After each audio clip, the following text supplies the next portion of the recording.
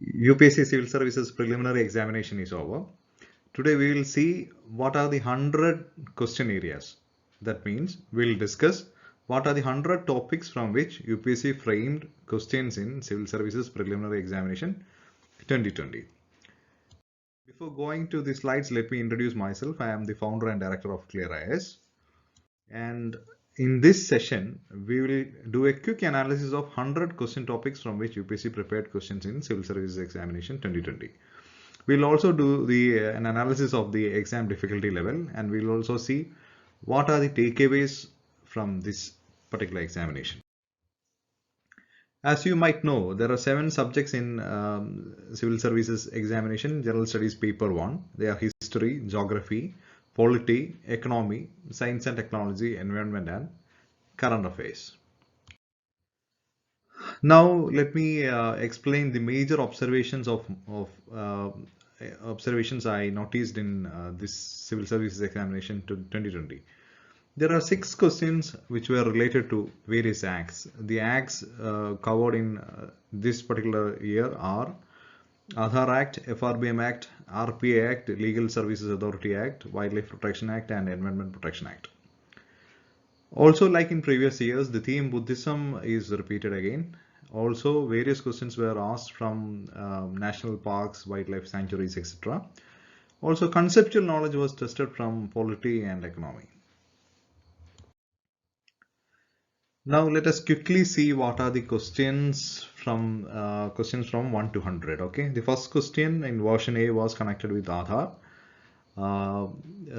The next question was connected with Lok Sabha and Rajya Sabha. The third question was connected with MP LAD scheme. The fourth question was connected with fundamental rights.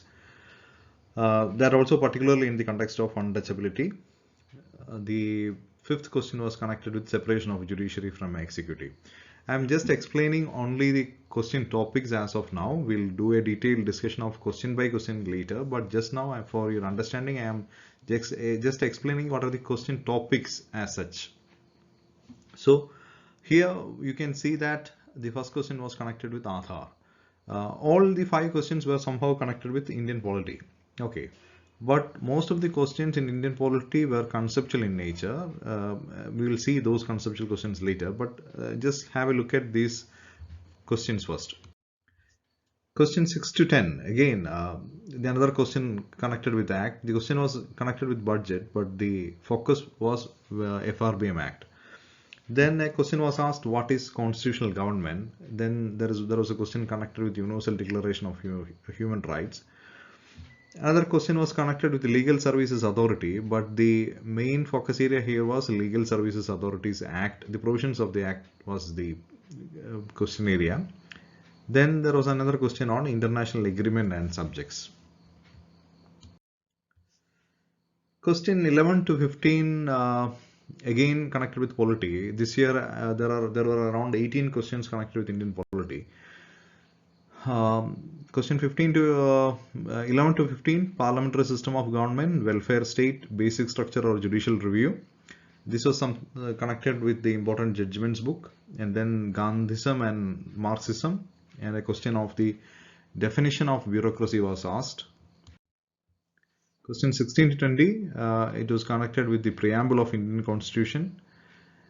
Then a question on the reserve tranche was asked, but this was not exactly connected with polity, but it was connected more with the economy. Then part 4 of Indian Constitution, DPSP. Then another question connected with the Act, Representation of People's Act. Then a question on parliamentary sessions. After Indian polity, the next set of questions were connected with Indian history. Ancient, medieval and modern history questions were there. The ancient or medieval India question, there was a question on the titles and jobs of various officers in India, ancient and medieval India. And the Buddhism question was there. Then there was a question on Industrial Revolution and Indian history. Another question on the chronology of Indian history, and the post Harsha in ancient history question was also there. Then there was a question on the Deshar Katha from Indian freedom struggle, and the Gandhi-Irvin Pact was another topic topic this year. There was a question on the journal, then the Kulya Baba and Drona Baba, and some inscriptions. This was something like a reverse kind of question based on inscriptions. So some details about inscriptions were mentioned, and it was asked like during which emperor's time these inscriptions were there. Then the next set of questions were connected with the cultural history of India. Also, Rakmabhai case of 1884 was asked. Indigo cultivation was asked. Fort William College was a question. The Great Tumult was another question area.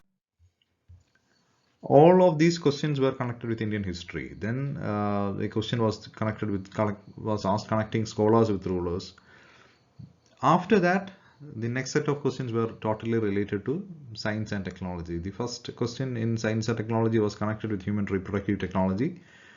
It was connected with pro-nuclear transfer. Then there was a question on artificial intelligence, a question on VLC technology. There was a question on blockchain technology. This is widely expected. A question on blockchain technology was widely expected. And one thing which I would like to tell at this particular point of time is that most of the aspirants give a lot of overimportance to current affairs. This is probably because of the kind of training they get from coaching institutes. They give a lot of importance to current affairs, but the kind of questions we see in current affairs are mostly connected with science and technology or environment. In other areas, the influence of current affairs is largely less. So in my opinion, you should rethink whether you should give that much importance to current affairs, or even if you're giving importance to current affairs, the right area where you should focus on current affairs is on science and technology. Okay, the remaining questions on science and technology were from carbon nanotubes. There was a question on drones, interesting question. A question on LISA, genetic engineering, pneumococcal conjugate vaccines were another question area. Then the public key infrastructure, difference between plant and animal cells, and finally a question on benzene pollution. Science and technology also had a pretty good weightage in case of this year exam, but the kind of questions in science and technology, I would rate it as moderate difficult, or to an extent difficult. Now we are just moving to the question topics from Indian economy area. Just like in polity, most of the questions in Indian economy section were based on the concepts. Only if you know the concepts really well, you would be able to answer those kind of questions. There was a kind of question like a hypothetical question on a next global financial crisis. There was a question on aggregate money supply. So you should know the fundamentals of money supply to answer that particular question. There was a question on foreign direct investment. There was a question on international trade of India. There is West Texas Intermediate is another question topic. Non-financial debt was a question topic. Nuclear reactors and IAEA safeguards was another question area. Trade-related investment measure was a question area. Expansionist monetary policy. Post 1991 liberalization and connecting it with workforce was another question area. Then the question was connected with the district central cooperative banks and the associated credits. Also, there was an important question on cyber insurance. Interesting. The economic section, the number of questions were also like 15-20 questions were connected with Indian economy. The public investment in agriculture was a question topic. Interest coverage ratio, policies affecting the price rise in India. See, the kind of questions in UPSC prelims is something which is very connected with day-to-day affairs. Like as I have repeatedly mentioned in Clear Eyes website, the kind of questions UPSC asks in prelims or mains is something which seeks to find the knowledge and understanding of a well-educated youth. If a well-educated youth UPSC checks his understanding based on the UPSC's notion that what are the things a all-round youth, a well-developed, well-read youth should know. what are the things that he should be curious about. These are the lines in which UPC normally prepares questions, and the best example is that like policies affecting the price of rice in India, trade between India and the neighboring countries in G20, nations in G20, Kisan credit card scheme, CPA and WPA. The economic section ends with the question on CPA and WPA. No, but in between another question comes like it does not ends with the CPA and WPA question, but in the economy section itself, another question which is more related with geography comes into picture. That was the question connecting various rivers and various rivers.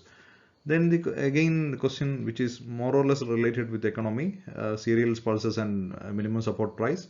Then there was a question connected with the financial market, commercial paper, certificate of deposit, call money, zero coupon bonds, etc. was there. To surprise aspirants who are used to the economy sort of economic end of questions, another question which is connecting with the cultural history of India is put in between, and the cultural history of India, Ubasaka was asked. Then we are taken into the environment and geography area. Into the environment now, there was a question on Indian elephants. The protected areas and Kaveri Basin was a question. India's biodiversity examples was a question. India's Sam Deer protected area was an interesting question.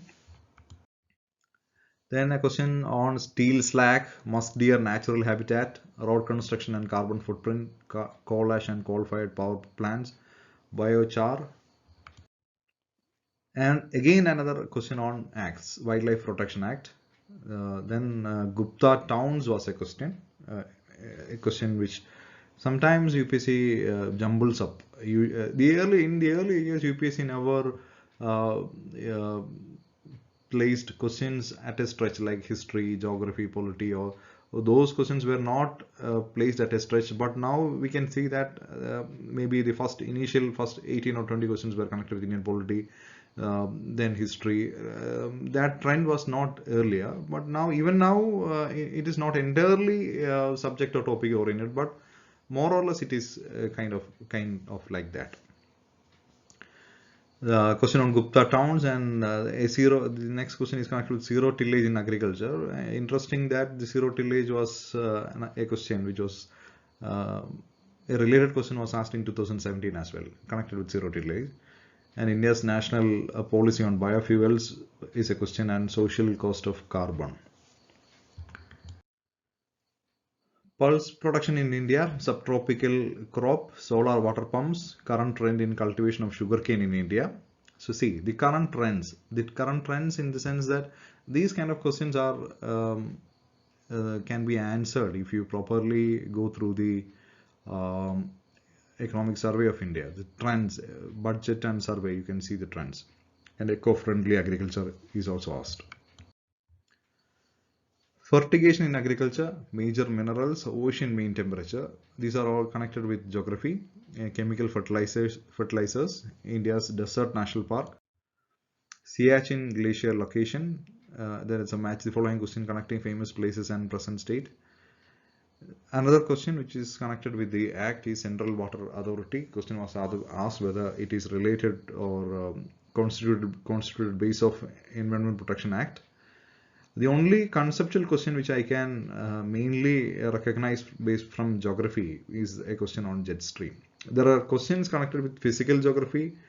There are questions connected with human geography, but the number of questions connected with physical geography, particularly conceptual physical geography, was very less this year. The one such kind of question was connected with jet stream. And another question, the paper ends with a question on tiger reserve and critical tiger habitat. So these are the 100 questions I just went through. It is just a quick analysis. I'm not getting into the details of the questions now. I'm just explaining what are the question areas. The question areas seems very interesting. It's good. The good research work is done by UPSC to come up with questions on such questions.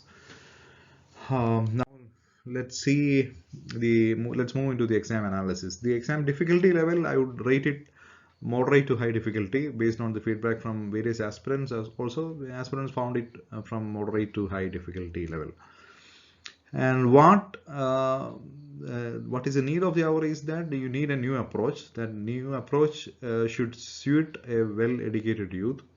Don't follow the mass trends. If you are following the mass trends, probably you will be studying areas which are not relevant for UPSC. You will be studying a lot, but those kind of areas are not at all now relevant for UPSC. So that's a trend we see online and offline. Everyone is teaching something. Like there is no dearth of materials. There is plenty of materials available, but see how many questions are asked from those kind of materials. See the 100 topics and see which material is providing those kind of questions. You can see the difference. Also, still we can see that many questions are from repeated areas. Like for example, I said like national parks. There are questions on national parks. There are repeated questions on acts. There are repeated questions connected with Buddhism. So this still UPSC is kind of predictable. There are areas from which questions repeats, but the trend may change from year to year. For example, in 2019, there were 11 questions from ACTS. Now this year there are only 6 questions from ACTS. But still, these areas are important, and UPSC is giving priority to these areas. That's what you should understand. Only a close analysis of the question topic will help you understand, and these are the post-exam learning which will help you not only aspirants who are preparing for prelims 2021, but even for aspirants who are preparing for mains 2020 also. This will be useful because this is how UPSC thinks. Those who sets question papers, they think in this direction. So if you are an aspirant who aim to score high in UPSC, this is the direction you should think. And please closely follow Clear Eyes updates, what we post in Clear Eyes, what we post in our Telegram channel, what we post in our YouTube channel. So please get clues from those updates and prepare accordingly. Make sure that you are getting the correct guidance. Clear Eyes answer key will be released within 1 or 2 days, and we normally don't predict cutoff. But we will be releasing a general trends of marks which is available openly on the Clear Eyes mock exam platform. Probably from that you will be able to get an overall idea like how the cutoff can be. But we normally don't predict a cutoff score as such. And closely follow Telegram channel. We'll be releasing further updates in Clear Eyes Telegram channels, and more videos and more discussions, elaborate discussions about the kind of questions asked in UPSC prelims will be also uploaded in Clear Eyes YouTube channel in the coming days.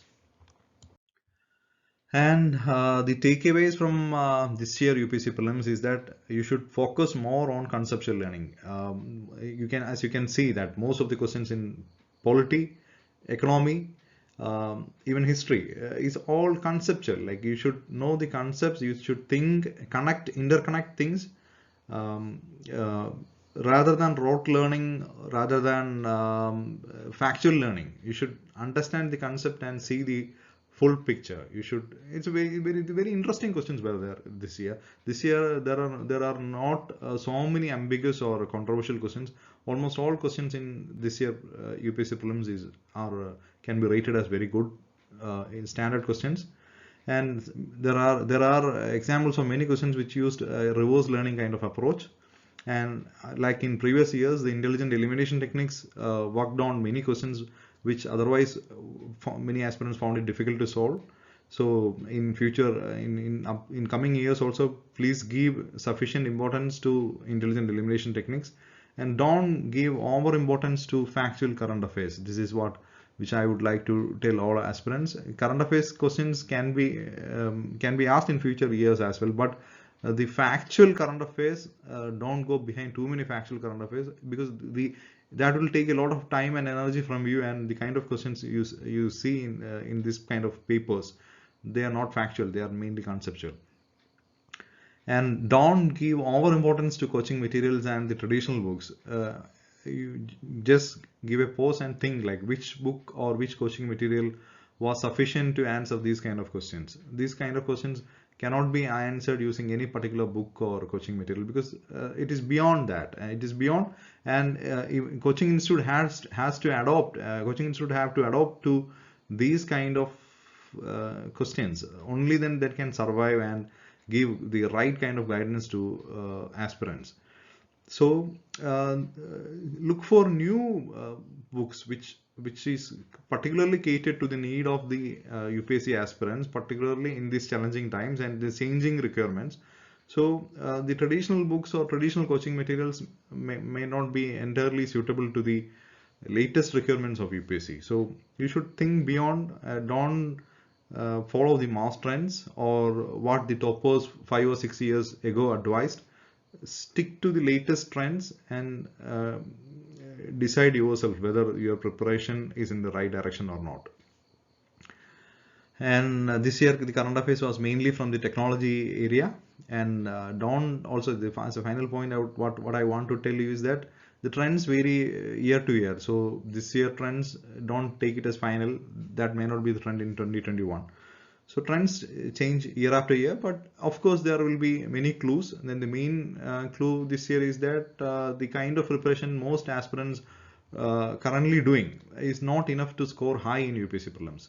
If you prepare like this, you will not be able to score high. To score high, you need to make changes in the way you prepare. Need to make changes in the sources from which you prepare, the kind of practice you do. The way you think, everything has to be changed. Otherwise, you will get an average score. Probably you might be clearing the prelims cutoff itself because everyone is preparing in a similar lines. But if you need to get a high score, you should know the focus areas of UPSC. For example, I would just explain one or two questions which in which UPSC prepared questions are a little different. For example, see this question. This question was connected with the experiment. It started with a paragraph, and finally the aspirant was asked to connect the experiment in the question. So this is one such question, and there are many other questions this year. And another question is also regarding to the crop. A paragraph was mentioned about a particular crop, and later UPSC asked candidate to identify what crop that is. And before I conclude this session, what I would like to tell all aspirants is that make sure that you maintain a positive attitude towards the UPSC exam, whatever be the result. You might be happy after this exam, you might be totally disappointed, but don't blame UPSC or don't blame coaching institutes or don't blame your friends, teachers or anyone. But treat this particular exam very positively. Probably this will be a very low scoring exam this year, and I know that in the challenging times of COVID, everyone has put a lot of effort. What matters in a competitive exam like UPSC Civil Services examination is just an extra edge. Whether the exam may be low scoring, but that does not matter. To clear prelims, what you need is you need to get an extra few marks, 1 or 2 marks extra. You are above the cutoff. So learn from your mistakes. If you think you made a lot of mistakes, try to correct that. What ultimately matters is that if you get that extra edge, if you have done some value addition, that will definitely will help you clear prelims. Whether you clear prelims or not, think positively. Try to be a leader. Try to be an asset to the nation. That should be your motive. That should be your life goal. Don't be disappointed. Thank you. All the best, and follow cleareyes.com for any further updates. Thank you.